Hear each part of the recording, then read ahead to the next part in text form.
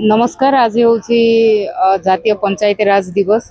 पंचायती राज दिवस उपलक्षे समस्त पंचायत राज समस्त जनप्रतिनिधि एवं कार्यरत समस्त कर्मचारी को मोर शुभेच्छा एवं अभिनंदन जनाऊँगी। निहाती भाव में आम समस्ते जानीचे 1992 मसीह 7th अमेंडमेंट एक्ट आसिला, जोटा कि पंचायत को केमती स्ट्रेंथेन करबा, ग्राम रु केमती आमे स्ट्रेंथेन करके आसीबा से उद्देश्य रे नेकी करागला। एवं आपण समस्त आमे जानिचे 1993 मसीहा एप्रिल 24 तारिख रे एहा को लागू करा जायतिला एवं 2010 तत्कालीन प्रधानमंत्री मनमोहन सिंह यहाँ को पंचायत राज दिवस एप्रिल 24 रे पालन करने को लागू करथिले। सेबेरु आमे पंचायत राज दिवस पालन करके आसुचे। निहाती भाव में जो उद्देश्य रे पंचायत राज गठन हैला आज हुए तो ताहा बाटबणा हेछि। आपण माने समस्ते देखुचंती पल्ली सभा को आमे समस्ते गुरुत्व देबा कुहंती, ग्राम सभा को गुरुत्व देबा कुहंती।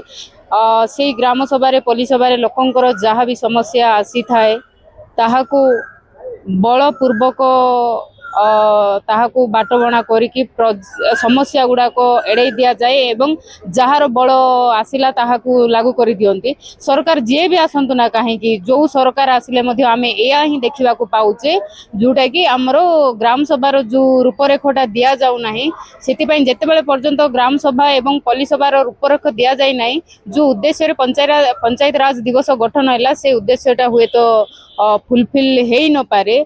जेहेतु आमे समस्ते देखुचे सबका साथ सबका विकास, जेतेबेले पर्यंत गाँ रो उन्नति हेइनी किछि भी हेई परिबनी। गाँ रो उन्नति हेले ही आमे गोटे आगो को जाई परिबा। एबे समस्ते डिसेंट्रलाइजेशन पावर टाको self governance, local self governance उद्देश्य रे कोले गाँ रो जेमि समस्ते शामिल हेबे एवं गाँ रो समस्या केमति समस्तक लोकलोचन को आसी परिबो, सेईटा केमति समाधान हेई परिबो से उद्देश्य रे न्याय हितला।